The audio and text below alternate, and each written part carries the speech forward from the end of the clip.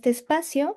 Mi nombre es Dulce Estrella Ramírez y el día de hoy tendré el enorme privilegio, de verdad privilegio, de entrevistar a dos seres humanos muy bellos, a quienes yo admiro profundamente, Carolina Letelier e Ítalo Latorre. Bienvenidos y muchas gracias por aceptar nuestra invitación. Muchas gracias, Estrella, a ti y a la universidad, a la revista, por el interés de tener una conversación con nosotros. Sí, Sí, Gracias. muchas gracias. sí. Bien, pues me gustaría comenzar pidiéndoles por favor que nos compartan un poquito de ustedes, sobre su labor, a qué se dedican. ¿Parto yo algo? Eh, bueno, nosotros como pranas, prácticas narrativas Santiago de Chile, eso es lo que significa, que llevamos más de 10 años trabajando desde la narrativa. Eh, Estamos, diría yo, principalmente enfocados ahora, bueno, desde que iniciamos en realidad, al trabajo con personas, con grupos, con comunidades en el ámbito de lo que se llama la terapia eh, o el acompañamiento y, y a la formación. ¿Cierto? A la realización de, bueno, diplomados, cursos, talleres, eh, con personas que trabajen con personas y que les interesan estas ideas de la terapia narrativa, ¿no? Eh, Eso es Mm. como lo más general. Ok, No sé muchas cómo lo dirías gracias. tú. Bueno, también nos dedicamos a producir saberes, como traducir las prácticas narrativas, pero también tratar de hablarlas en nuestros propios términos y buscar formas relevantes de entenderlas, Mm, relevantes culturalmente hablando, como... sí. Ok, y una labor muy hermosa, la verdad. Eh, Bien, pues esta entrevista está pensada para hablar sobre el dolor. En ese sentido, me gustaría comenzar preguntándoles, ¿ustedes cómo entienden el dolor? ¿Cómo nos vamos turnando, Caro? Dale tú ahora. Entendemos el dolor como como una expresión que está, de hecho, moldeando la vida, dándole forma a la vida, como una expresión que es el resultado de un discernimiento que las personas están haciendo, discernimientos en torno a, a lo que están viviendo y a cómo se pone en juego algo que es importante para ellas. ¿Sí? Mm, Eh, y estas ideas surgen de Michael White, básicamente, ¿no? Como de la idea de dos principales ideas de que las personas siempre respondemos, nunca somos pasivas a la vida y nuestras respuestas están cuidando aquello que nos importa, que valoramos. Y, y la idea y el concepto de lo ausente pero implícito, que es que toda expresión es una respuesta. claro, y es una respuesta que involucra, como dice Ítalo, un discernimiento. Y desde ese punto de vista, yo diría que ese discernimiento, bueno, tiene que ver con los saberes de las personas, ¿no? Con sus habilidades y saberes para identificar, reconocer, nombrar ciertas acciones en el Ujú. mundo. Por lo tanto, también tiene que ver con su historia, con su historia en términos de las experiencias que ha vivido, pero también de los accesos que ha tenido para poder llegar a nombrar y a discernir, así como lo está haciendo.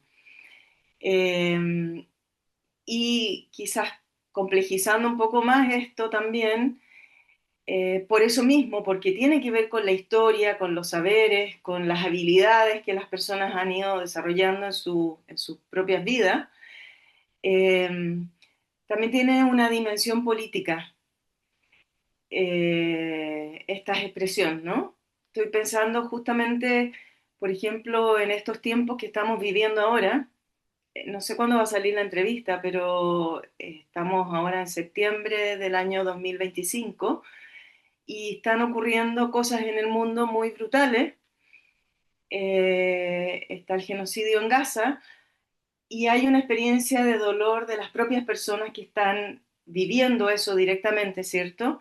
Pero también hay una expresión de dolor, de compasión, de solidaridad en mucha gente en el mundo que se está involucrando en acciones y eso tiene que ver con sus propios discernimientos, ¿no? No están viviendo eso, pero sí son capaces de discernir esas acciones como brutales, como injustas, eh, y lo sufren, lo sufrimos, y podemos, a partir de ese discernimiento, que ya es una expresión, una acción respecto de eso que ocurre, pero también generar otras acciones más que nos movilizan. Ok, muchas gracias y muchas gracias por nombrarlo de Gaza. Y justamente mientras les escuchaba me quedé pensando en esa cotidianidad, ¿no? En nuestra vida diaria solemos huir del dolor como si fuera algo de lo que hay que escapar. Nos interesa saber ustedes qué piensan, por qué creen que nos da tanto miedo, incluso vergüenza, ya sea hablar de nuestro dolor o mostrarlo a los demás. Mm. Sí, quizás agregar, para ir respondiendo también esto, que entonces la expresión del dolor es del dolor espiritual. Y con dolor espiritual hablamos del dolor vinculado a la ética, a lo que es valioso, a lo que las personas vamos aprendiendo en nuestras historias sociales y relacionales, de lo que nos importa. Entonces, la expresión del dolor no es algo natural, no es una expresión natural de la naturaleza humana o de la personalidad o de un signo del zodíaco o de una estructura, sino que es un logro colectivo, es un logro relacional y distribuido, como digo yo, y por lo tanto colectivo. Y en ese sentido, que sea un logro implica que es una acción que se ejerce para responder a algo que está ocurriendo. No es em, no es una expresión natural vinculada a un daño que está interno, ¿sí? Sino que es una expresión que la entendemos como una expresión de denuncia y de protesta, que está cuidando algo que es importante. Y en ese sentido, quizás podríamos pensar que es un logro, no solamente por lo que estoy diciendo, sino que también porque de alguna forma salta una serie de obstáculos culturales y políticos que intenta silenciarlo. El dolor espiritual es la expresión política de una denuncia y una protesta. Por lo tanto, hay una serie de estructuras políticas, sociales que van a intentar silenciarlo. A eso es lo que yo le llamo el protocolo patriarcal del silenciamiento.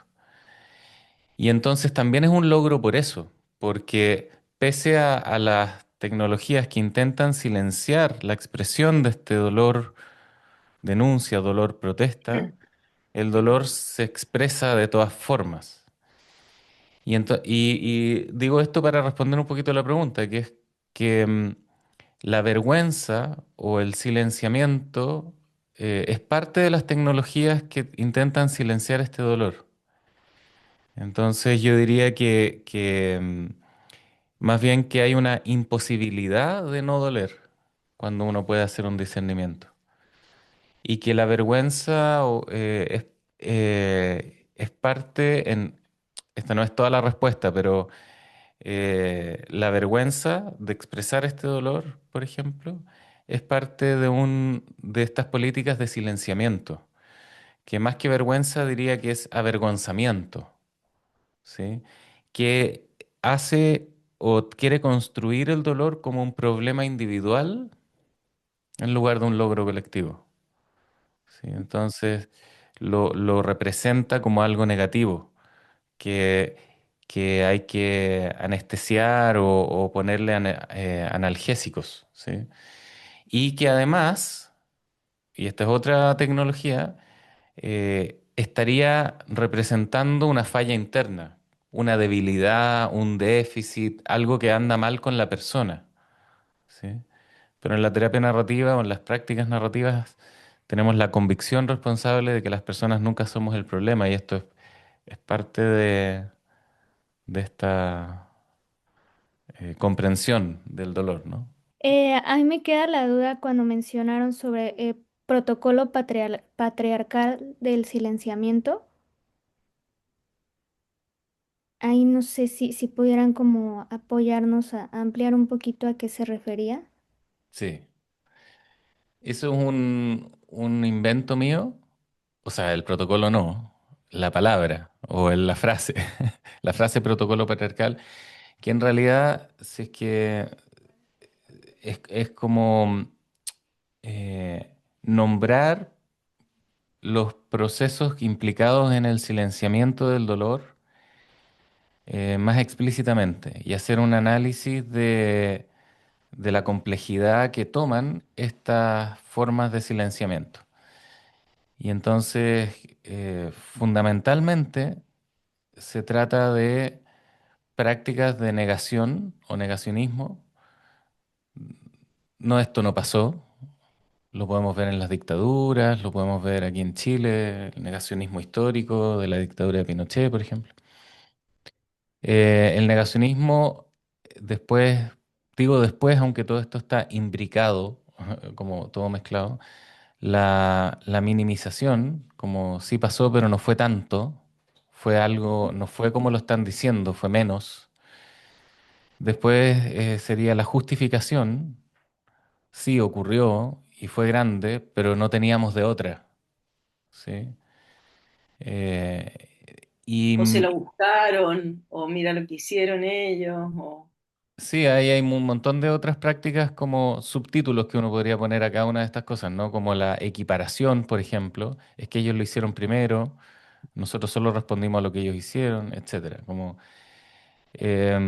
Y todo esto produce subjetividades que tienen que ver con la culpa y la vergüenza, que también tienen el efecto o el potencial o la intencionalidad de silenciar, ¿sí?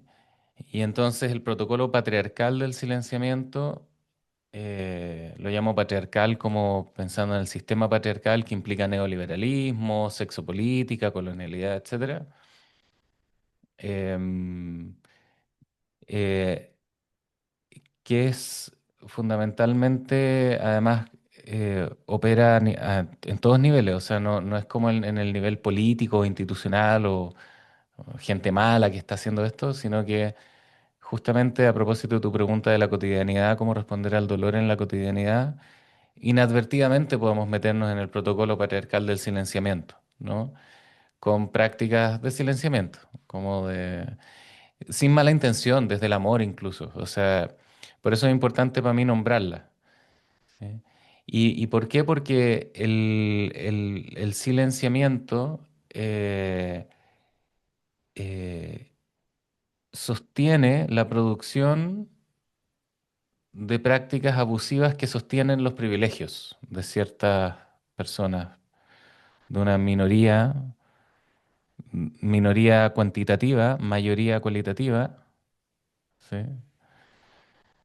Eh, y entonces, ¿Por qué nombrarlo así? Porque en las prácticas narrativas las estamos entendiendo como, o yo estoy pensando cómo pensar entonces las prácticas narrativas como contraprotocolos patriarcales del silenciamiento, como contraprotocolos, ¿sí?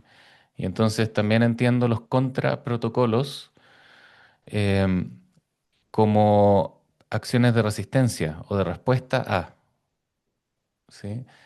Un ejemplo muy claro puede ser, por ejemplo, en en muchas instituciones que han tratado de, sobre todo como grupos de mujeres trabajadoras, instalar o, bueno, incluso los ministerios en los gobiernos y todo, pero instalar protocolos para responder al abuso y al acoso sexual en lugares de trabajo y que cuesta tanto de pronto, ¿no? Que es como, oye, nos ha costado un montón armar un protocolo. Ni siquiera estoy hablando después de ejecutarlo, que es triplemente más complicado, sino que simplemente de establecerlo. Y uno se pregunta, ¿por qué va a ser tan difícil establecer un protocolo para prevenir el acoso sexual en el trabajo? Si es como algo obvio, ¿no?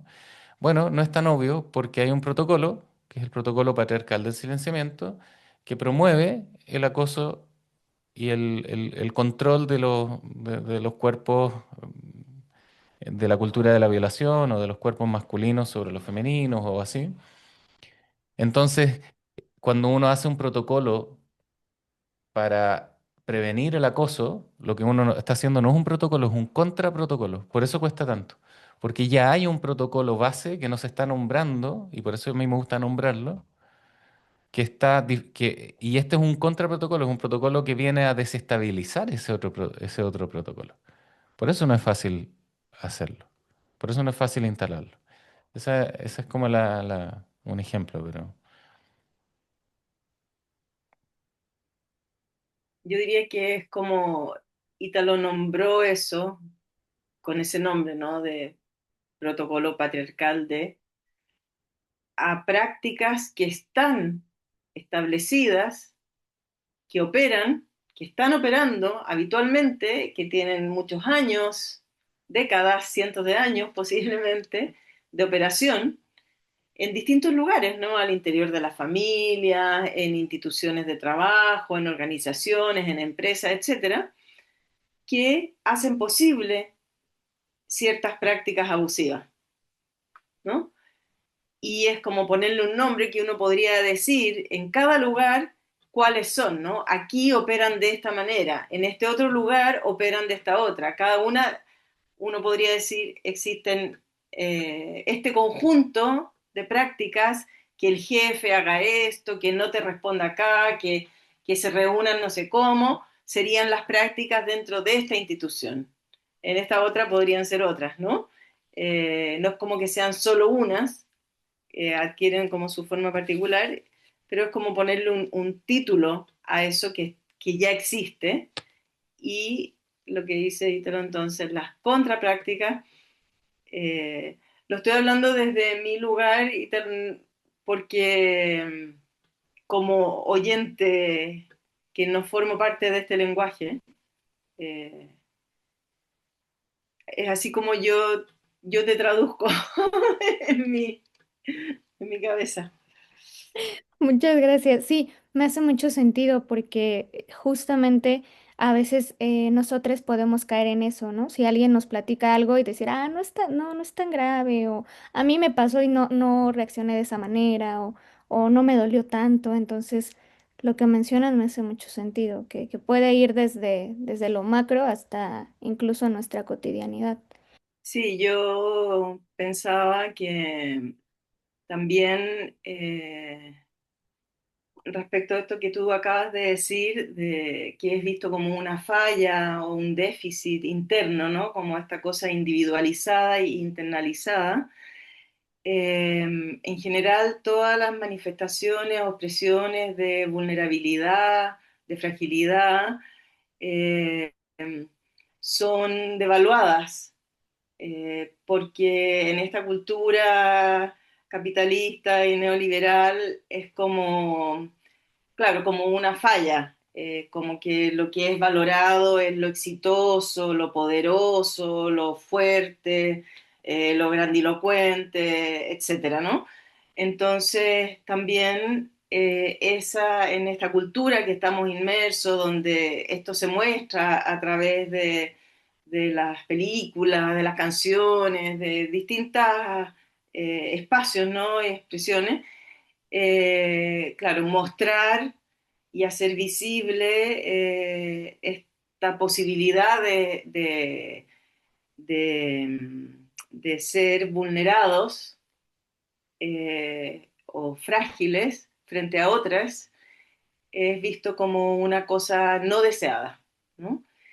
Eh, y, y justamente porque se ve como una fragilidad la expresión de dolor. Pero si la entendemos, como decía Ítalo, como un logro, porque es la expresión de un discernimiento, tendríamos posiblemente otra valoración y otra posición frente a esto. Y quería también como hacer la referencia de dónde viene esto desde la narrativa, es que tenemos la convicción de que todas las personas siempre, siempre, siempre respondemos ante lo que nos ocurre en la vida, ¿no? Que nadie es pasivo ante lo que les ocurre. Entonces, esta expresión de dolor, por ejemplo, es una expresión de respuesta, no es una reacción como espontánea, así como cuando a uno le pegan en la rodilla y salta el pie, ¿no? Como un reflejo, que pasa algo y uno reacciona, sino que es una respuesta, es una acción con un sentido, que el sentido es esto que queremos cuidar, algo valioso que nos importa. Mm. Y sumar a eso que las profesiones que sobreviven bajo la excusa de la ficción de la salud mental, o sea, la psicología, la psiquiatría, el trabajo social clínico, etcétera, formamos parte en la construcción del dolor como una debilidad o como una patología o como una cuestión indeseable o como un problema individual. Entonces, se hace súper importante y relevante si es que participamos y vivimos y nos pagan por habitar o por representar en nuestras prácticas a estas profesiones, volvernos críticas y críticos en torno a en qué ideas nos vamos a involucrar en el nombre de la psicología, el trabajo social clínico y la psiquiatría, por ejemplo. Mm. Entonces, tenemos una cierta responsabilidad y también una libertad. Nuestra profesión nos da una cierta libertad de poder involucrarnos en ideas que desafíen la reproducción de estas comprensiones del dolor como un problema individual en lugar de un logro colectivo. Ok. Ay, es que los escucho y siempre me quedo como de, tiene mucho sentido. Muchas gracias. Me lo anoté incluso porque me encantó como dijeron, o sea que es un logro colectivo y es una expresión de denuncia y de protesta que está cuidando algo que es importante y que es valioso. Em, en ese sentido me quedo pensando en cuando pues las personas atravesamos por un dolor profundo, o sea, cuando dolemos y sentimos eso. Muchas veces pensamos, porque me ha pasado incluso, pensamos en qué hago con todo esto, no quiero doler, no quiero que me duela. Y me interesa mucho conocer qué piensan ustedes sobre esa necesidad que tenemos de quitarnos ese dolor. ¿Creen que de alguna manera el dolor puede tener alguna utilidad o enseñarnos algo valioso?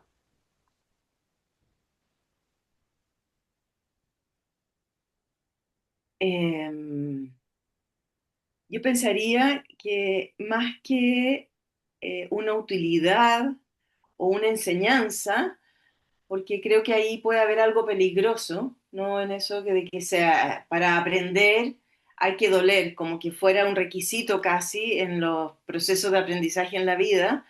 De hecho, ha estado como muy vinculado a a ciertas ideas como de la cultura eh, judeocristiana, occidental, ¿no? De esto de que la leche con sangre entra, si tú amas, si quieres crecer, para crecer hay que hacer sacrificios, como una cosa, en vez de pensar que el aprendizaje puede ser fruto de la ternura, del cuidado, que así es como debería ser, más bien, ¿no? Eh, pero sí que tiene un sentido, ¿no? Esto del doler, que tiene un sentido, porque, como decíamos, es esta expresión de un discernimiento. Entonces, más bien sería como en relación a qué, o sea, como buscar la claridad de en relación a qué estoy expresando esto, qué es eso que está siendo avasallado, denigrado, pisoteado, humillado, devaluado, que yo estoy doliendo o a veces no es dolor, es indignación, la digna rabia, como dicen por allá.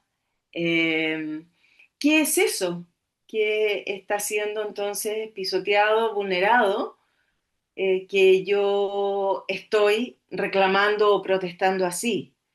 Porque si tengo esa mayor claridad de eso, uno, me vinculo a ese sentido y no lo vivo esto como algo eh, solo como que me invade, eh, sino que yo misma entiendo, ¿no? De qué se trata esto. Eh, y, y puedo también encontrar compañía, eh, otras personas que estén en estas protestas y en estas denuncias, ¿no? Eh, y otras formas también de protestar y denunciar, por ejemplo, ¿no? Entonces, más lo vinculo al sentido de esto que a qué me enseña o que todo pasa por algo, como esas ideas que son entre predestinación o que hay una como una mano del universo en que me está enseñando algo que yo tengo que aprenderlo. No, porque no es por casualidad, ¿no? No es arbitrario, no es porque se alinearon las estrellas, sino que es porque yo en mi historia y junto a otras personas he ido construyendo un cierto, unos valores, he ido adhiriendo a ciertas éticas y es por eso que me duele esto. Porque si no me importara la vida, por ejemplo, no estaría doliendo por Gaza, ¿no? O si yo encontrara que solamente ciertas vidas importan, no estaría doliendo por Gaza. Pero si yo tengo otro sentido, otros valores, eh, eso hace que me pueda doler lo que está ocurriendo allá, ¿no? Aunque aparentemente es tan lejano, pero yo puedo sentirme vinculada a eso, a esas personas. Claro, el dolor no tiene vida propia desde esta perspectiva, ¿sí? Sino que es algo que hacemos y que hacemos colectivamente y que es testimonio de una ética, de una forma de entender la vida, de una forma de valorar ciertas cosas en la vida, ¿sí? Entonces tampoco el dolor espiritual es siempre desde la ética del cuidado o desde la ética del consentimiento.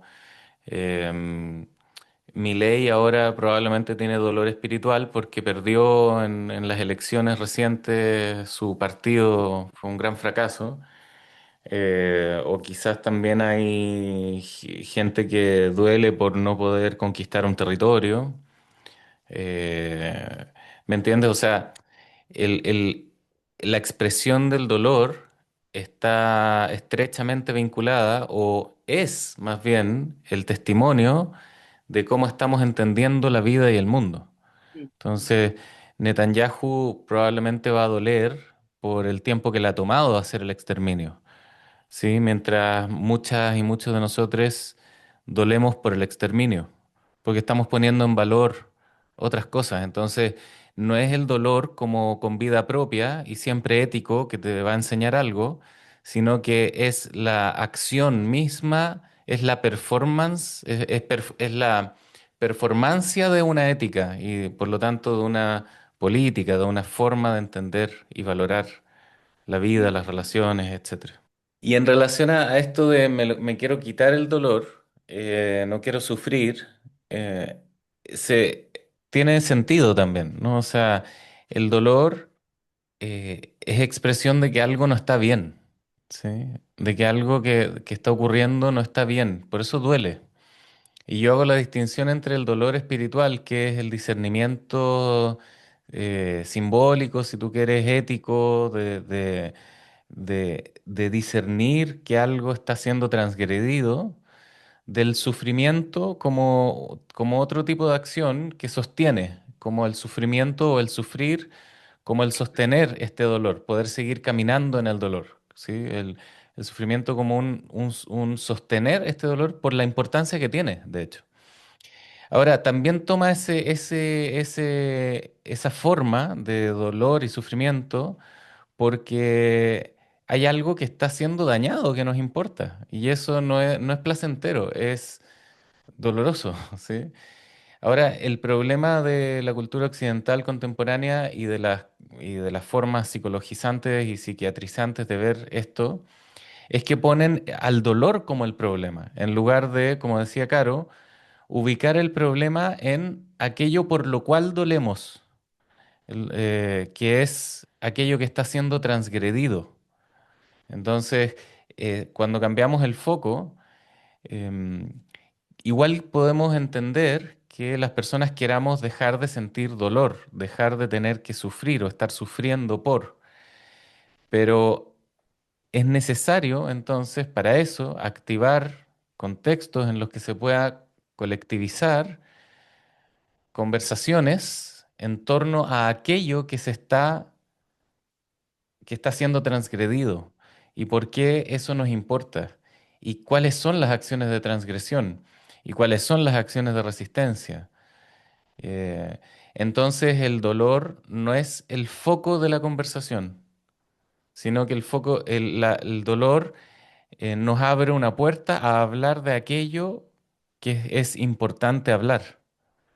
Y eso tiene un impacto en la experiencia de la expresión del dolor. Porque si yo ya estoy hablando y dándole una forma más sofisticada y colectiva, narrando, ¿cierto? Poniendo en marcos de inteligibilidad textuales, ¿sí? O conversacionales, o de la expresión, algo que está expresándose solo como expresión de dolor espiritual y de sufrimiento, entonces es como que se expandiera esa expresión, la expresión que está contenida en una individualidad llena de discursos que están tratando de silenciarla, se expande a una conversación de lo que nos importa y entonces se vuelve incluso, se explicita la parte relacional y distribuida de ese dolor. Entonces yo ahora estoy conversando con otras personas que están doliendo por lo mismo, ¿no? Y eso tiene un impacto en mi experiencia del doler, ¿sí?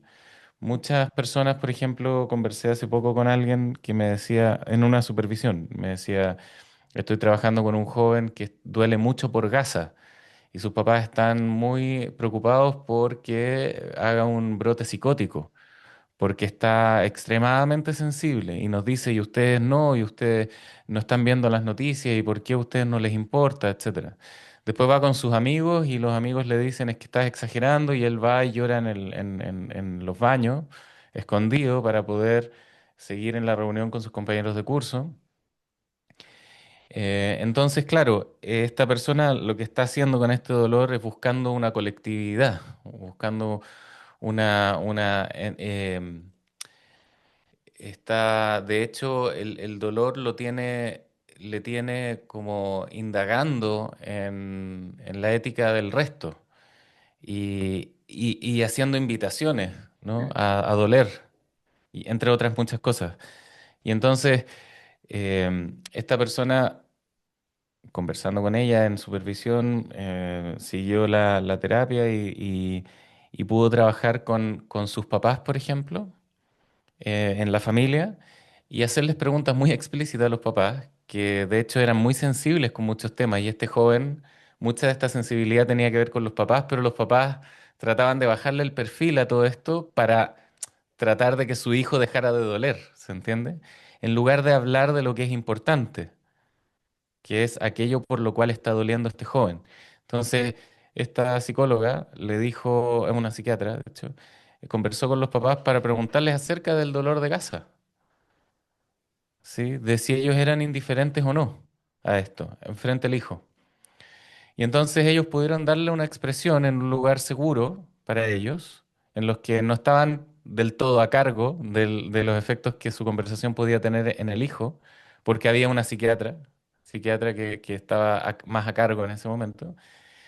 Y esto fue un alivio para el hijo, porque este dolor se distribuyó y él pudo comprobar que sus papás tenían una posición ética y se abrazaron en esto, ¿no? Entonces este dolor se distribuyó y él empezó no a preocuparse menos por Gaza, pero la desesperación de la búsqueda de que haya otra gente doliendo también fue amainando porque empezó a haber un colectivo en el que este dolor se empezó a distribuir en conversaciones éticas y políticas de lo que es importante. ¿Tiene sentido esto?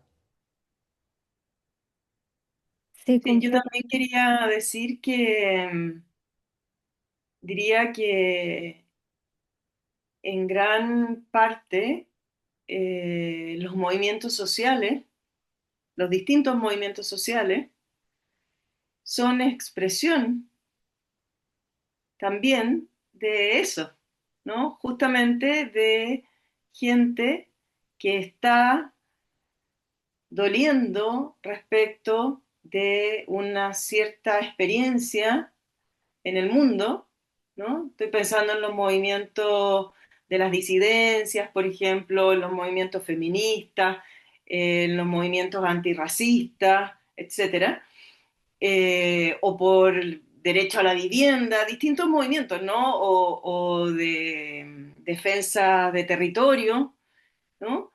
Que justamente se juntan porque hay una cosa colectiva, evidente, en la que están doliendo y también indignándose.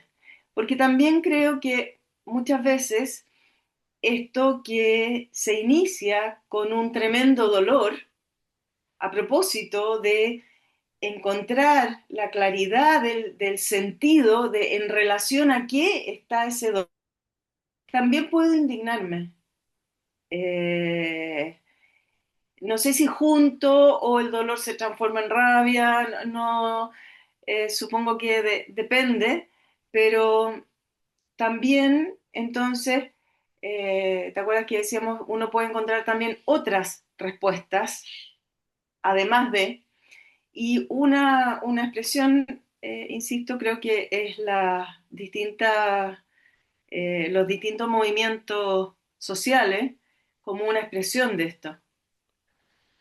La Rita Segato y Paul Preciado, Judith Butler y personas de distintos movimientos sociales que además son representantes de la academia y todo esto, incluida la terapia narrativa, pensamos que el agenciamiento político eh,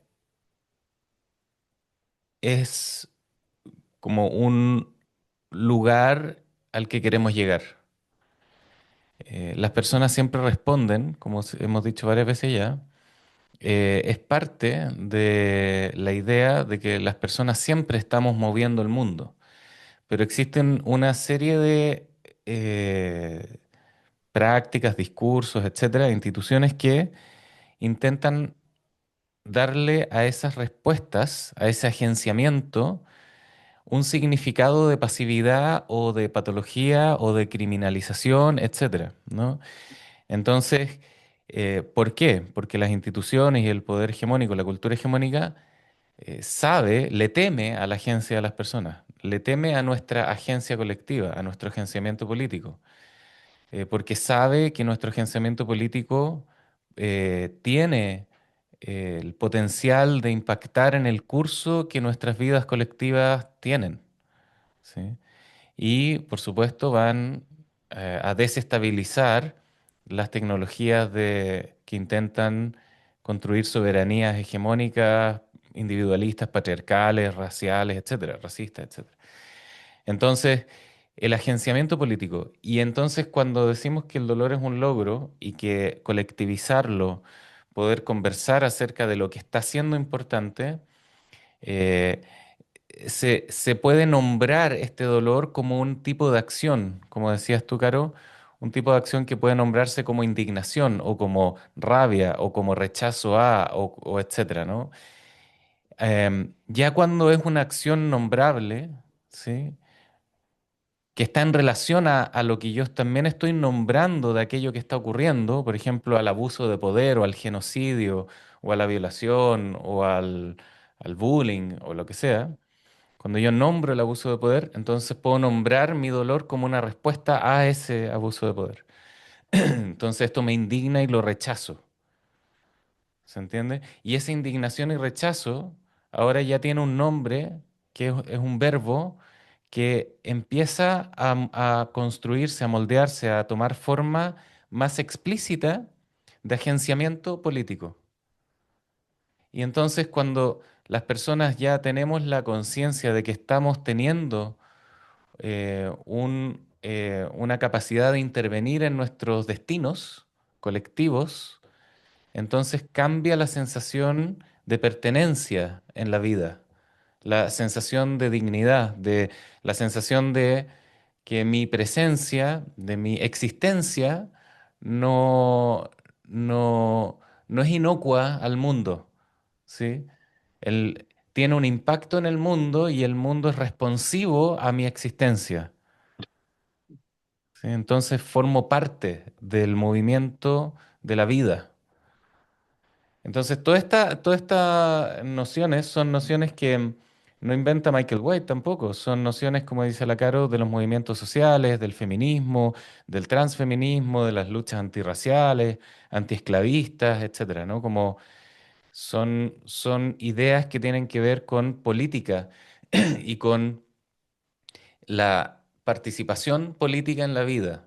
Por eso de pronto cuando hay gente en psicología que les encanta la frase lo personal es político, pero también asumen diagnósticos clínicos o patologizan el dolor, entonces se viene una contradicción que es muy brutal y que es muy dolorosa, muy triste para uno, digamos.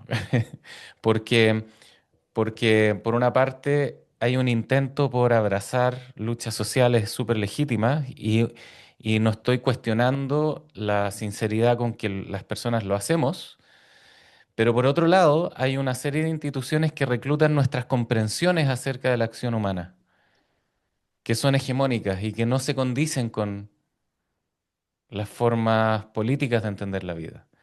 Entonces las prácticas narrativas y todo esto que estamos hablando no tienen un propósito de solucionar ni de ayudar, en términos de ayudar de asistencialismo, ¿no?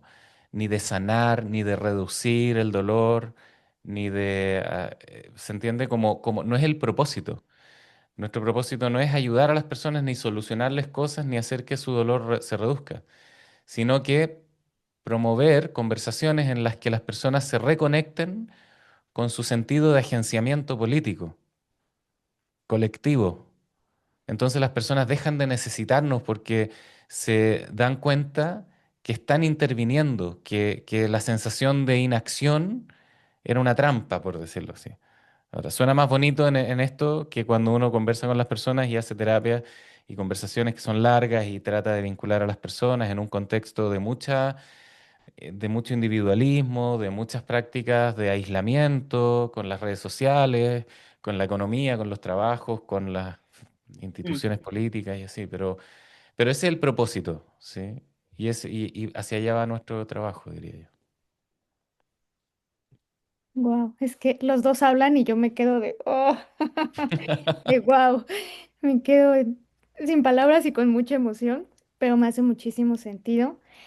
Y justamente en esto último que nos mencionabas, me genera como la duda, yo sé que puede ser como más complejo, pero si pudieran compartirnos algunas ideas de cómo conectar con este agenciamiento político.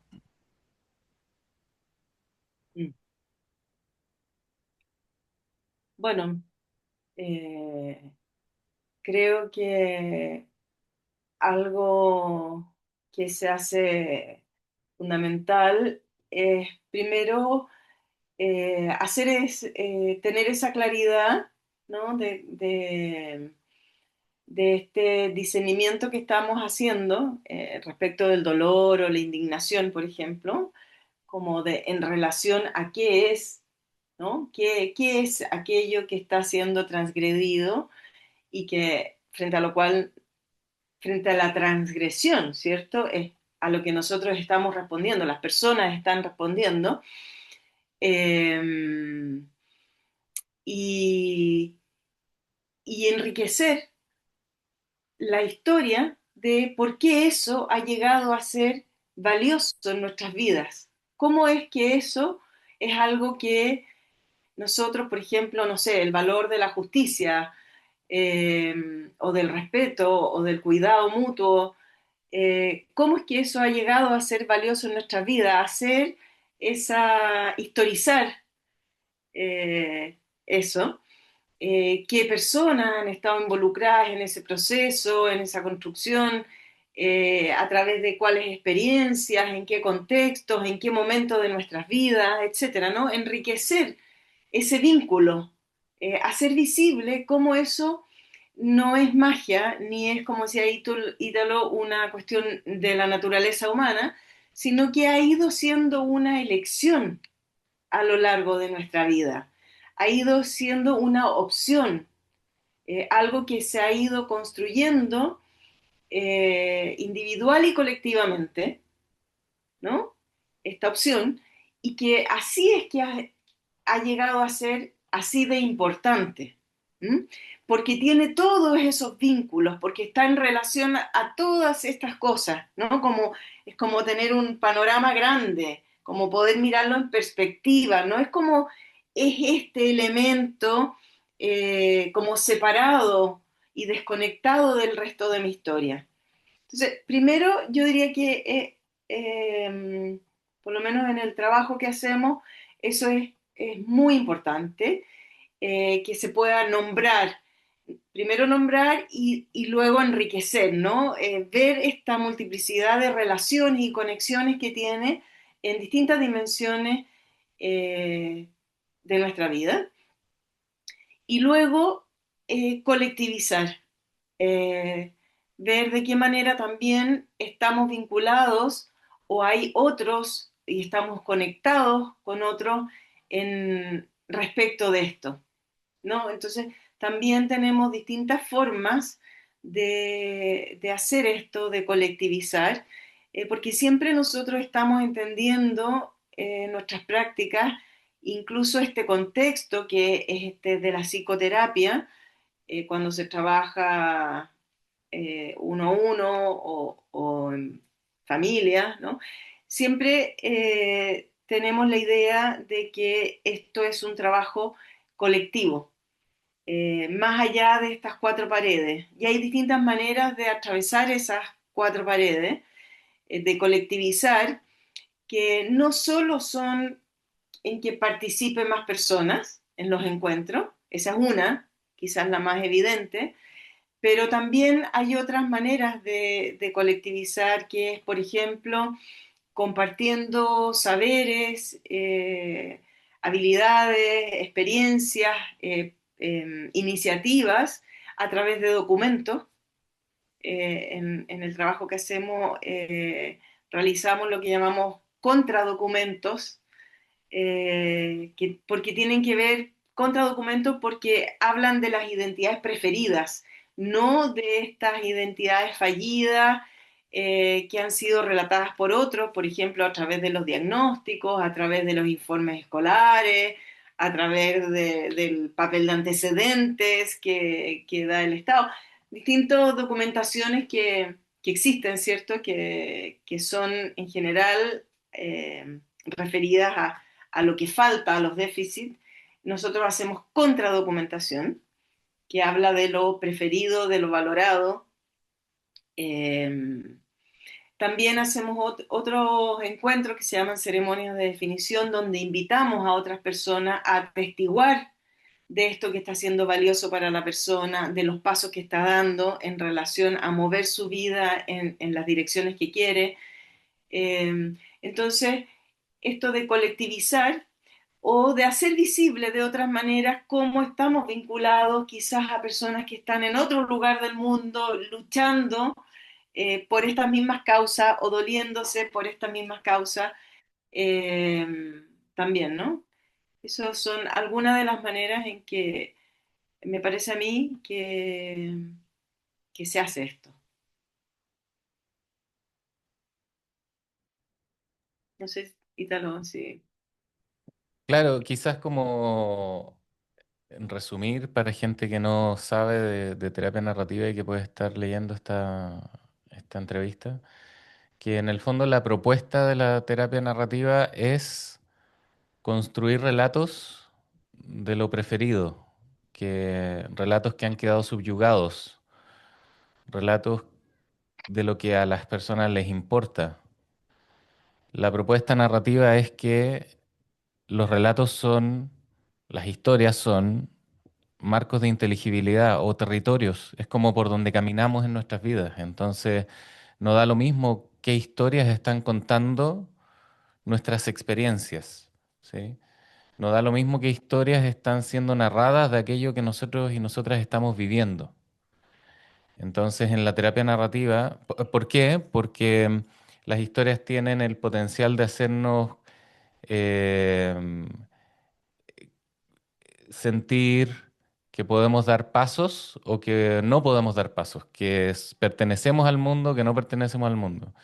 Las historias son las que definen cómo nombramos a los problemas. Si los problemas es que yo soy histérico o el problema es que mi jefe está maltratándome desde hace 6 meses.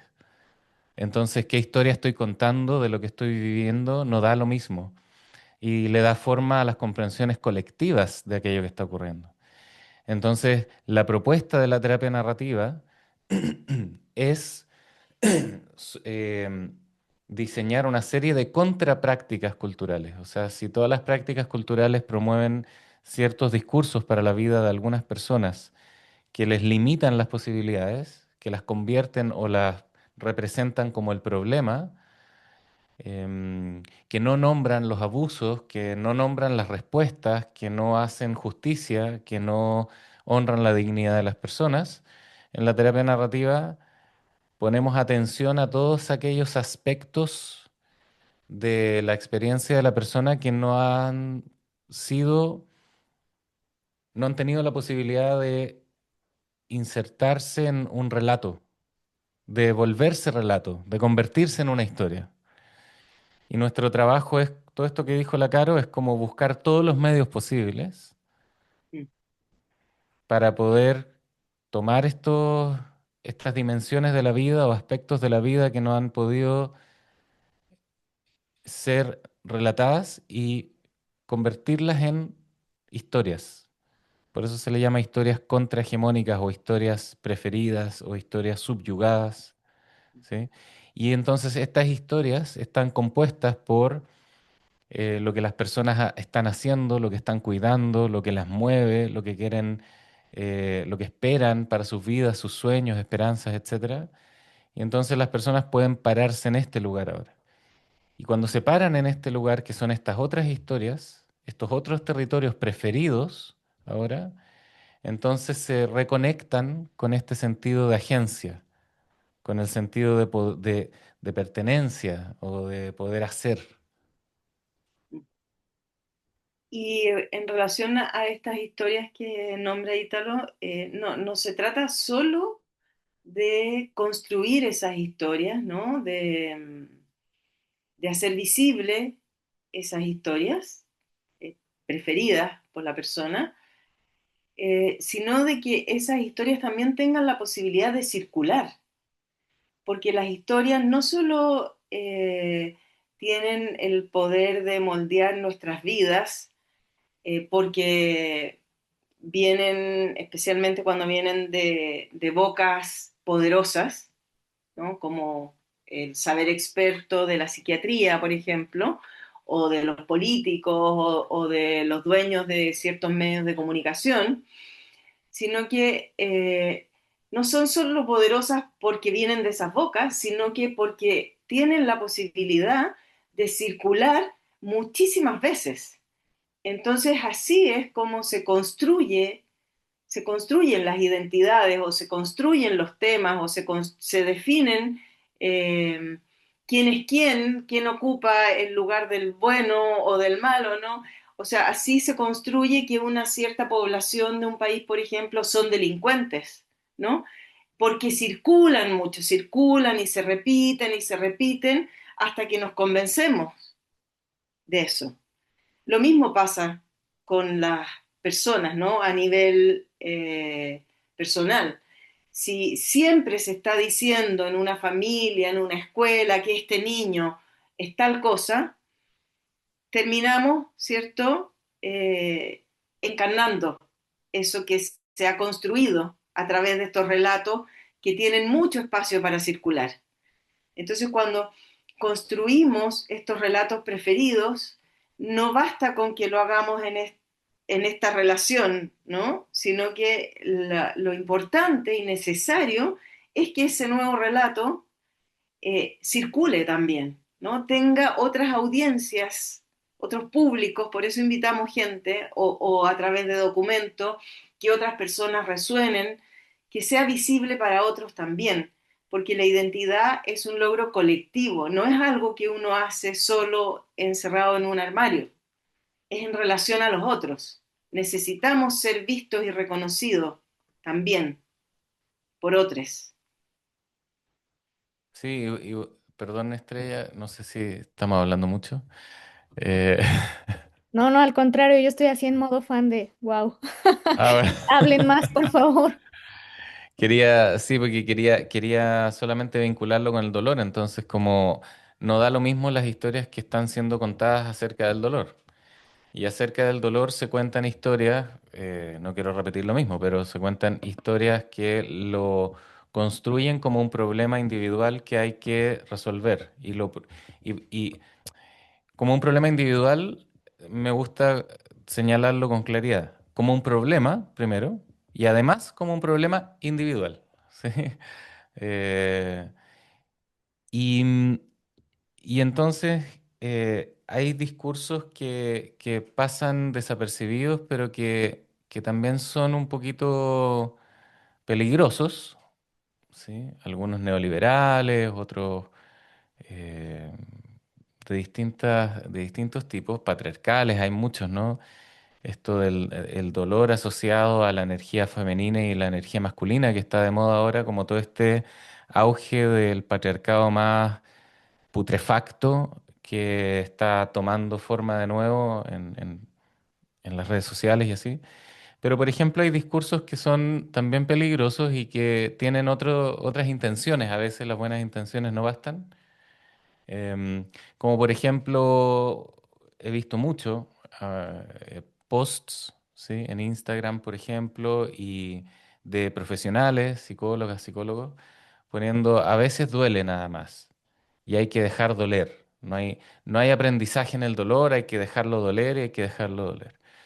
Por una parte, es interesante que las personas estén cuestionando esto de que el dolor va a traer un aprendizaje o que siempre el dolor es algo por lo cual hay que pasar para crecer en la vida y todas estas cosas que habló Caro antes.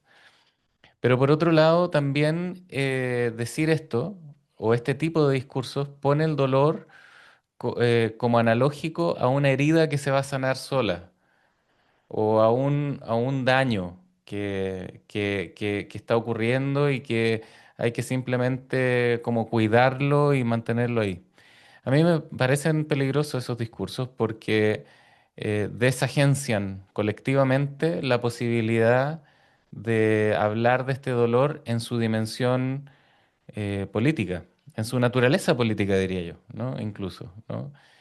Entonces también es una forma de silenciamiento disfrazado o que pasa desapercibido quizás con la buena intención de no tener que sacar provecho de cada una de las cosas o de poner el dolor, esta cosa judeocristiana que habló Caro.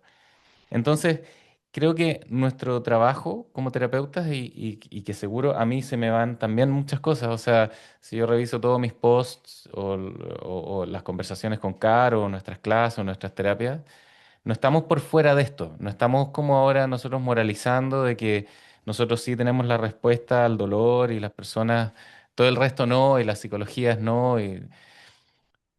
También tenemos que ir revisándonos y permanentemente, ¿no? Como en nuestras comprensiones, porque somos todos parte de la cultura dominante. Entonces, em, no estamos por fuera de construir el dolor desde nociones misóginas o racistas o aporofóbicas o lo que sea, ¿sí? Pero por lo mismo es trabajo de todas las personas que nos dedicamos a trabajar principalmente con el dolor espiritual de las personas, em, entender los discursos que están dándole un marco a nuestras comprensiones acerca de ese dolor y trazar la historia de esos discursos, ver de dónde vienen, qué los nutre, para quién trabajan, a quién le conviene entender el dolor de estas formas, a qué industria le conviene, a qué tipo de vida le conviene, a qué tipo de sociedad le conviene, ¿sí? Y si yo quiero participar de eso o no, o prefiero responder a eso de formas que subviertan o que respondan o que resistan de alguna forma a esas invitaciones, ¿no? Y eso es un trabajo continuo, o sea, todo lo que estamos hablando ahora en esta entrevista, probablemente en 15 años más, o en 10 o en 5 tú nos entrevistes de nuevo o conversemos, nosotros te entrevistemos a ti y, y estemos en otras comprensiones políticas, gracias a los movimientos sociales, gracias a las nuevas comprensiones de la sociedad que nos regalan, ¿verdad? Personas como Paul Preciado o Judith Butler o Rita Segato. Wow, es que me hacen pensar muchísimo, seguramente también a nuestros lectores. Y yo mientras les escuchaba, de pronto cambio también el foco también de, de estarme fijando solo en el dolor y en el sentir, ¿no? En lo que se siente en el cuerpo y demás. De pronto me quedo pensando en qué importante es doler, ¿no? Me está diciendo que hay algo que está siendo transgredido. Y también esa pregunta que lanzaron de a quién le conviene, ¿no? ¿A quién le conviene que yo silencie esto que estoy sintiendo? Y justo que yo veo que hacen mucho énfasis en colectivizar. Y en esta última parte hablamos como de los profesionales que nos dedicamos al trabajo con personas. Y yo me quedo pensando en las personas que no se dedican a esto. Y cuando un ser querido atraviesa por un momento donde notamos que está doliendo y a veces no sabemos qué decir o cómo estar, ahí me gustaría como desde su experiencia, cómo podemos acompañar a alguien. Mm. Tú dices en una relación más cotidiana entre personas que no se dedican a esto y que no ¿Cómo podemos tienen... acompañarles, por ejemplo, a un ser querido, acompañarle en su Sí. dolor? Bueno, yo creo que algo eh, que acompaña bastante es como un interés muy genuino por lo que el otro está viviendo. Eh, como escuchar mucho, con mucha atención, como una presencia interesada, ¿no? Una presencia interesada, pero de una manera respetuosa y cuidadosa en el sentido de que no esté enjuiciando o presionando por, para convencer al otro de lo que debería estar sintiendo o de lo que debería estar haciendo, no, como esto mismo de ya va a pasar, tienes que dar vuelta a la página, o no te preocupes, o tienes que hacer tal cosa, sino más bien interesarse en lo que está sintiendo, en lo que la persona quisiera hacer, eh, eso, como sin enjuiciar, sino que poniendo mucha atención, interés y curiosidad genuina en eso. Eh, y diría que entregando mucho cariño también, eh, y acompañar como desde ese respeto y ternura y cuidado. eh, por ahí diría yo, es Sí, lo más básico, ¿no? yo también quería un paréntesis que yo he nombrado harto a Butler, apreciado y así. Pero igual es importante, o sea, no son los únicos y nosotros también estamos súper influidos por, además de Rita Segato, como Ochi Curiel, Silvia Rivera Cusicanqui, Ignacio Martín Baró, Pablo Freire, Aníbal Quijano, como hay una serie de pensadores que, eh, y activistas, ¿no? María Lugones, etcétera, que son súper relevantes y no quisiera solo nombrar a los que viven en Europa y Estados Unidos. Eh, bueno, Rita Segato no es el caso, pero... Y como continuando con esa respuesta también, yo concuerdo mucho con Caro. Hay algo que yo he estado como aprendiendo yo mismo últimamente en la vida y que está en mi libro Dignidad por Partes, que tiene que ver con que el cuidar implica conocer. El cuidar implica conocer. O sea que para yo cuidar la sensibilidad de alguien, necesito conocer a ese alguien y respetar sus sensibilidades, conocerlas, ¿no? Como no hay una receta universal del cuidado, ¿sí? Quizás la receta universal del cuidado es conocer, si es que hubiese algo. Pero entonces el cuidado implica em, moldearse a una variedad, a la diversidad del existir, de la experiencia de cada persona, ¿sí? Em, y esto no lo quiero decir en términos de neurodivergencias o de personalidades o lo que sea, sino que en términos de las sensibilidades históricas que cada persona va desarrollando. Y que para mí eso, independiente que si después políticamente o no se nombra como neurodivergencia o lo que sea, yo lo entiendo como las sensibilidades políticas, históricas que las personas han ido desarrollando en relación a lo que han ido viviendo, a lo que hemos ido viviendo. Las personas hemos ido viviendo una serie de experiencias políticas en la vida dependiendo de dónde nacimos, en qué cuerpo, cómo fue asignado ese cuerpo, qué significa ese cuerpo, su color, su altura, el territorio donde estuvo, el acceso o la precarización económica o educacional formal o informal, etcétera, ¿no? Em, o las experiencias de transgresión que las personas hayan podido vivir o esto que está de moda nombrar como trauma y como trauma en la infancia, y como la herida y esas cosas. A mí yo prefiero hablar de sensibilidad política a la comprensión de las personas respecto de lo que merecen en su vida y lo que no, o de lo que tienen derecho a vivir y lo que no.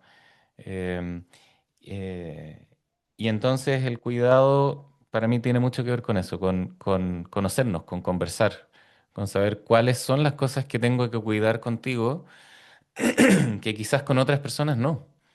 Yo tengo amigas y amigos que el humor sarcástico no les gusta, por ejemplo, les duele, ¿no? Y tengo otros amigos y amigas que el humor sarcástico es su vida, ¿sí? Y a mí me gusta mucho el humor sarcástico. Yo con el hijo de la Caro, el Martín, por ejemplo, el Pedro y el Manuel, puedo, pero nos tenemos que encerrar, ¿cierto? A reírnos entre nosotros de humor sarcástico, que es un humor político para nosotros incluso. Em, pero sé que hay personas que no les gusta ese humor, que no, y entonces yo no voy a estar descuidando ese lugar o diciéndoles, oye, pero si es sarcástico, ¿cómo no lo entiendes? ¿No? Sino que voy a respetar esa sensibilidad porque voy a entender que es el resultado de una experiencia histórica de la persona, ¿sí? Eso no quiere decir que vamos a estar tratándonos, o sea, el cuidado no es tratarnos como, con un extremo cuidado de no poder conversar, ¿sí? No, no tiene que ver con eso. Conocer las sensibilidades de las personas tiene justamente que ver con también poder hablar políticamente de eso a lo cual hemos desarrollado sensibilidad. Entonces, por ejemplo, no sé, si a mí no me gustan mucho las bromas a mi cuerpo, entonces no es solamente, al Ítalo no le hagan bromas de su cuerpo, ¿sí? Porque es sensible con eso, sino que también implica hablar de por qué. Entonces yo podría decir, porque me hicieron bullying con eso durante muchos años. Entonces vamos a empezar a hablar del bullying y de los efectos del bullying, por ejemplo. ¿Se entiende? Em, y entonces esa sensibilidad también puede ir mutando o transformándose o moviéndose, pero no a la fuerza, no porque ya cómo vas a ser sensible con eso si es solo una broma, sino que de nuevo porque pudimos hablar de lo que importa políticamente, ¿cierto? Entonces, eso un aspecto que a mí me importa mucho. Y lo otro, el otro aspecto de lo cotidiano, diría yo que son las relaciones de poder, como tener mucha conciencia en las relaciones de poder, porque nuestra responsabilidad en las relaciones son distintas, en distintas relaciones. No es lo mismo en mi conversación o mi compañía con el dolor de un amigo de mi edad, hombre, cis, hetero, no sé qué, psicólogo, etcétera, que con el hijo de mi pareja o con un estudiante o con mis papás que ahora ya no son los papás que eran, ahora son mis papás que son más viejos y que yo ya no tengo el mismo rol con ellos, o ¿se entiende? Dependiendo de cómo yo puedo ejercer el poder, de cuánta influencia puedo tener y qué responsabilidad tengo en esa agencia, o sea, en esa relación de poder, también va cambiando mis posibilidades, van cambiando mis posibilidades de acción y la forma que toma eso. Por eso la terapia, entre comillas, como un territorio aparte, porque siempre se separa como terapia, vida cotidiana. La terapia no es algo aparte a la vida cotidiana, es parte de la vida cotidiana de estas relaciones de poder que están establecidas o mediadas por un modelo de negocio que tiene que ver con que la gente pague por un servicio que es conversar, pero finalmente es una relación de poder que implica pago, implica un modelo de negocio. Con el hijo de mi pareja no tengo un modelo de negocio, por ejemplo. Yo, si él me quiere preguntar algo, yo no le voy a cobrar por una hora de sesión, ¿se entiende?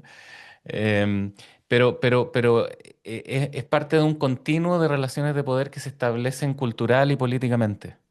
Entonces, la terapia, yo tengo una cierta responsabilidad, pero también como tío tengo una responsabilidad, también como hermano, como pareja o lo que sea, o como amigo, ¿se entiende? Y eso me abre posibilidades, me pone responsabilidades y cambia mi capacidad o el espacio que tengo para influir, las posibilidades que tengo de influir y las que no. Sí, me hace muchísimo sentido y mientras los escuchaba me anoté que en esta parte de acompañar, corríjanme si me equivoco, anoté cuidado, conocer, acercarse de forma genuina, hablar de lo que importa. Em, y en ese sentido, en algún momento de esta conversación, esta entrevista, mencionaron acerca como de sostener el dolor. Ahí me gustaría si pudieran explicarme como a qué se refieren con eso. Tú hablaste de sostener el dolor. Quítalo. Hazte cargo. Sí, No, o sea, me parece no, que es... sí. O sea, es que sostener el dolor se sostiene en la medida en que no hablemos de lo que es importante. Se sostiene en esa forma, ¿sí?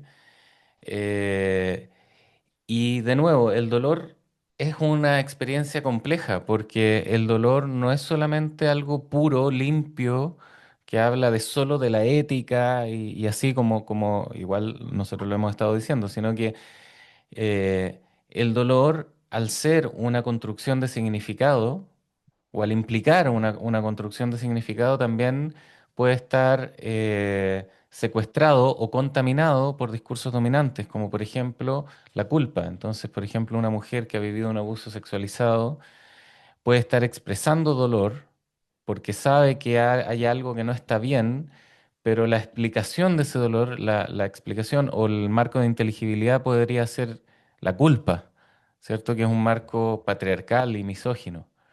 Em, entonces ese dolor está sostenido por la culpa, pero está significando el problema de una forma en que puede llevar, de hecho, a esta mujer a quitarse la vida, por ejemplo, o a dañarse, o a drogarse, o a mal, digamos, abusar de drogas o lo que sea, ¿no? Como hacerse daño.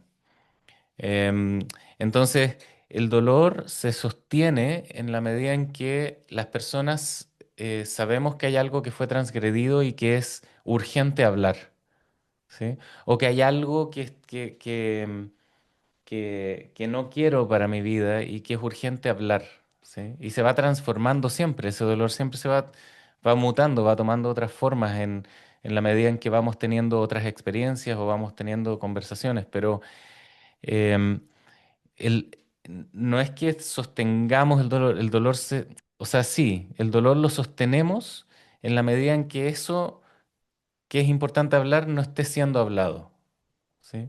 Estoy reduciendo un poquito la complejidad de esto, pero eso podría ser un poquito un resumen.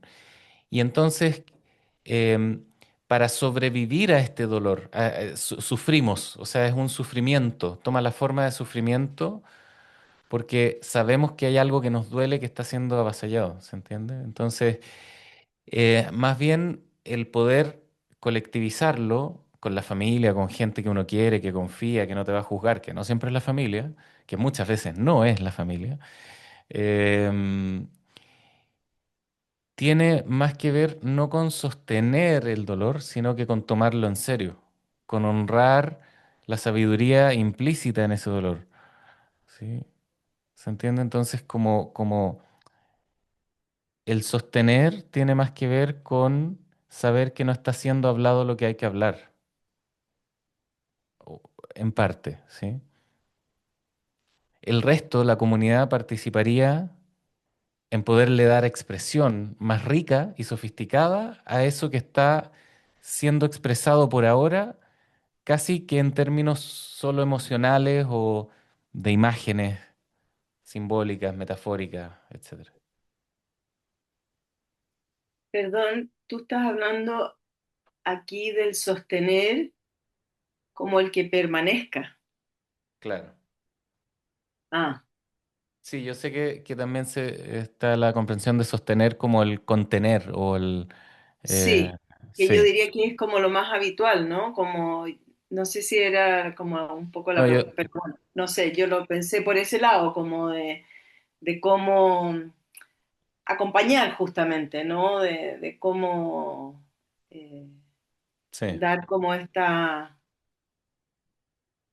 contención o claro, red, o sostén exacto. de apoyo. Sostén, sí, sí. Claro, lo que pasa es que a ese sostener yo estaba hablando cuando yo dije sostener el dolor, no a contener, bueno, que no es una metáfora que también usaríamos, el contenedor de algo, como algo que se mete adentro, quizás sí un sostén o un enriquecimiento, ¿no? Como una ampliación de esto. Sí. No sé si te estamos respondiendo o quieres otra respuesta, Estrella. No, sí, sí, Mm. adelante. Lo que pasa es que yo escuché eso y no me quedó como muy claro justo a qué se referían con sostener el dolor. Entonces, por eso me permití preguntarles, Mm. para entender como precisamente a qué se referían cuando decían sostener el dolor.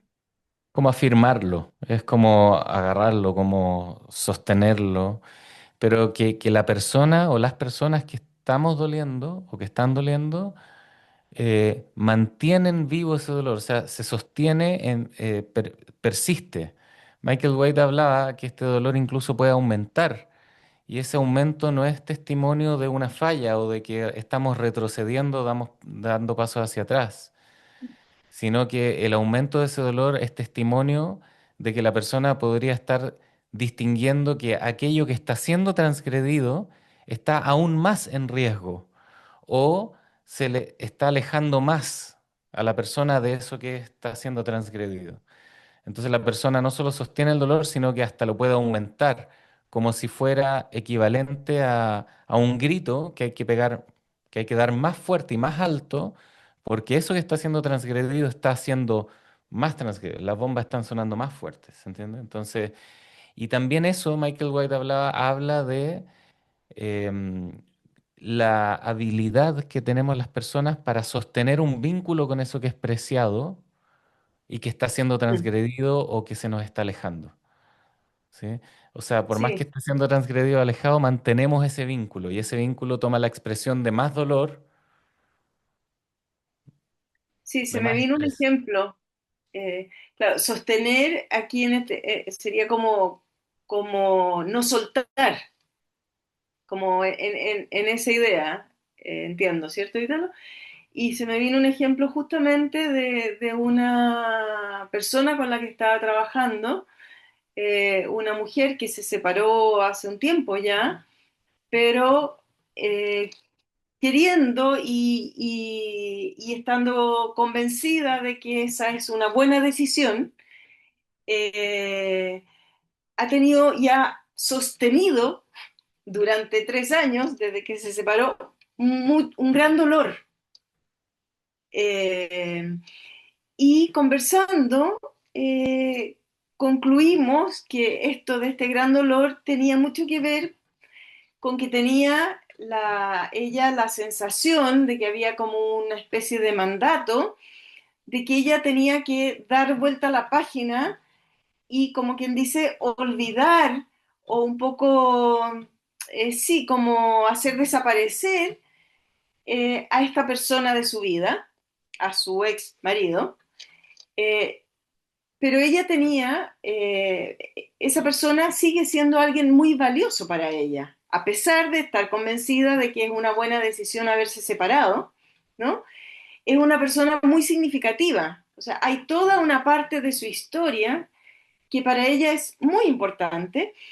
Y cuando pudimos hablarlo, en que no era necesario, como usamos la metáfora, como de arrancar el árbol, sino que de ver qué lugar le quiere dar a ese árbol en su vida, ¿no? De qué manera quiere como reconfigurar esa relación, fue como un alivio tremendo. Que no se trataba de dar vuelta a la página, de olvidarlo, sino que, como quien dice, ponerlo en otro lugar y ver de qué manera se quiere relacionar ahora, ¿no? Entonces, eso le dio pie a no tener que seguir como sosteniendo así tal cual lo estaba sosteniendo porque era como esto de agarrarlo muy firme porque no quería no quería soltarlo como le decían, ¿no? Que ya hasta cuándo tienes que... Así como se supone que tenía que hacerlo, ella no quería, ¿no? Entonces pensar que había otras maneras posibles fue lo que le hizo sentido y como cambiar esta relación con ese dolor que hablaba más bien de esta obligatoriedad o amenaza de perder ese vínculo, como en forma más radical. Eso. Ay, muchas gracias. Gracias por sus ejemplos. Y justamente me quedo pensando en que el foco no es como dejar de doler, sino qué está pasando, ¿no? ¿Qué está siendo transgredido? ¿Qué es importante para ti? Em, Me genera la duda, y se los digo con toda honestidad y con toda humildad, no sé si hay alguna cosa que quizá yo no les haya preguntado que sea importante compartirnos y que les gustaría compartirnos. Mm. O sea, yo seguro que hay muchas cosas, ¿no? Pero también en un contexto de entrevista así, más bien pienso, ¿estará claro lo que alcanzamos a decir? ¿Estará lo suficientemente en un lenguaje amable para quienes vayan a leer esta entrevista? Porque pienso que, claro, este es un tema que da para mucho, mucho, mucho. Pero lo que aquí alcanzamos a hacer, ¿estará claro o habrá algo que aclarar o habrá algo que quizás decir en términos más simples o más cercanos, digamos, a la experiencia cotidiana de la gente? Justamente pensando en los lectores, mencionaron una cosa que para mí es muy poderosa y que me gusta mucho. Sin embargo, pensando en ellas, me gustaría si nos pudieran compartir un poquito sobre cuando mencionaron la persona nunca es el problema. Creo que eso sería muy valioso que pudieran compartirnos desde su perspectiva a qué nos referimos con esto. Bueno, esa es una Disculpa, propuesta, voy a estar sin cámara un segundo, pero Caro, puedes ir respondiendo, estoy escuchando. ¿sí? Es una de las ideas principales, ¿no? Que sostienen todo el andamiaje, ¿no? Que es que son las prácticas narrativas, la teoría y la práctica de la narrativa, porque esta idea que aparece como tan simple, aparentemente, es una idea que realmente está subvirtiendo 350 años de un discurso hegemónico que va en la dirección completamente contraria, ¿no? Que es decir que la persona es el problema, que es la comprensión estructuralista de la identidad que pone al interior de las personas de distintas maneras, ¿no? Puede ser como que hay una estructura, que hay una naturaleza humana, o que hay un aparato psíquico, o que hay diferentes definiciones, ¿no? O comprensiones que ponen algún tipo como de determinante y una explicación que internaliza y individualiza en la persona eh, su forma eh, de proceder, ¿no? En el mundo. Entonces, que a partir de eso, que está internalizado, se explica por qué está haciendo lo que está haciendo de esa manera, o doliendo, o respondiendo de la manera en que lo está haciendo. Y esto, como pone en relación a las personas con los problemas, ¿no? La persona está en relación con el alcohol, por ejemplo, de una manera que está siendo problemática. Pero no es que sea alcohólica, que eso lo constituya, ¿no? Sino que estamos en relación con, bueno, con distintas, eh, de lo que se llama o se define como problemático, ¿no? Con la responsabilidad, con el orden, con la soledad, con la sensación de no valer, etcétera, ¿no? Entonces, eh, esta manera de comprender, que sería una comprensión no estructuralista, sino que a partir de los estados o sí, los estados intencionales de las personas. Eso es lo que a nosotros nos interesa hacer visible, que tiene que ver con los compromisos, los valores, los propósitos, los sueños, las esperanzas, los principios de vida que mueven a las personas, se da vuelta, eso se subvierte y por eso es que también podemos pensar en que las personas tienen una experticia, ¿no? Hablamos de que las personas son expertas en sus vidas. Ellas saben por qué les duele lo que les duele, o cómo les duele, o de dónde viene esta historia o esta sensación de dificultad o de no valer, ¿entiendes? Y no está puesta la experticia en el profesional que sabe aquello que te pasa o que lo que está fallido en ti. ¿Mm? Eh, David Epstein nos contaba que ellos observaban cuando estaban ahí a fines de los 70, 80, eh, trabajando y mirando y construyendo, ¿cierto? Estas formas de responder, de trabajar. Decía, observábamos lo que hacían en psiquiatría y, y tratábamos de darlo vuelta, ¿no? Y de hacer lo contrario. Entonces, si el experto le ponía el problema, el nombre al problema de la persona, es cómo le llamarías tú a esto que tú estás viviendo. Esa es una, desde la narrativa, ¿no? ¿Cómo nombrarías tú esta experiencia que te está haciendo dolorosa o difícil? ¿Cómo la describirías? ¿Qué paso podrías dar? ¿Cómo lo evaluarías tú? No, no cómo lo evalúo yo, sino que cómo es para ti en tu vida estar sufriendo esto. Así, ¿no? Eh, por eso que es tan radical como el cambio el giro que hace.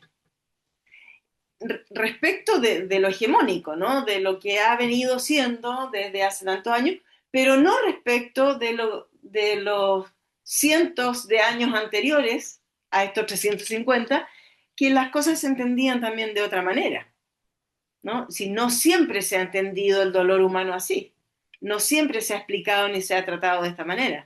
Entonces es más bien un giro, pero respecto de estos últimos 350 años.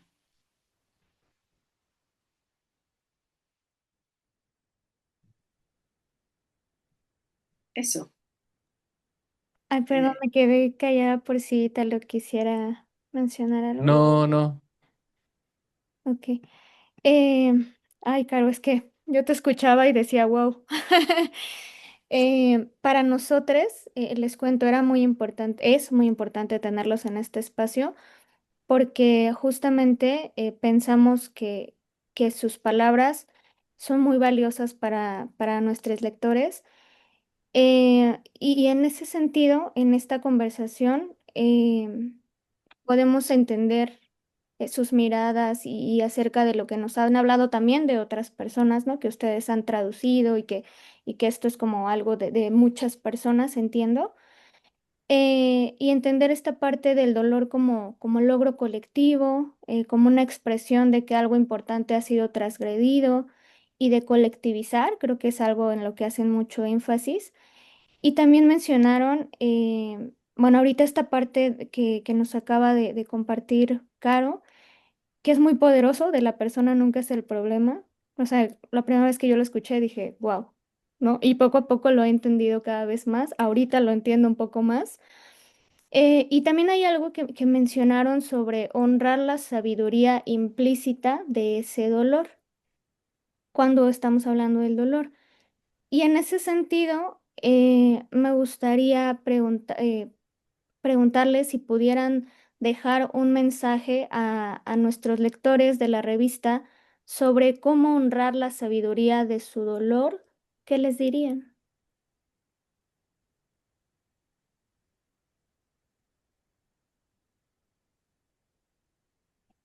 sobre cómo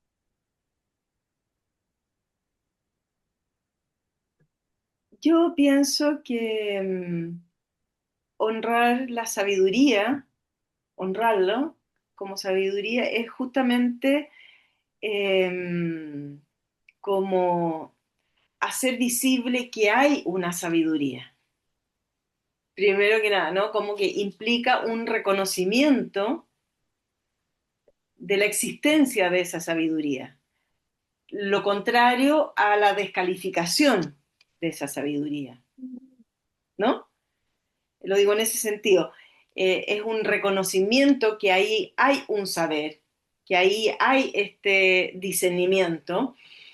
eh, y ya el reconocimiento de ese saber, la valoración de ese saber, el respeto de ese saber, me parece que es un acto de justicia y dignidad como algo mínimo, porque a las personas muchas veces se les descalifica en eso, ¿no? Se devalúa, se burla, y eso es, para mí, ya es un acto de injusticia, esa deslegitimación del propio saber, como que hay un saber superior que debiera como darle el permiso o la aprobación o la certificación de que corresponde o no corresponde. Entonces, lo primero es eso, como que ese reconocimiento ya es un acto de respeto, de valoración de un saber.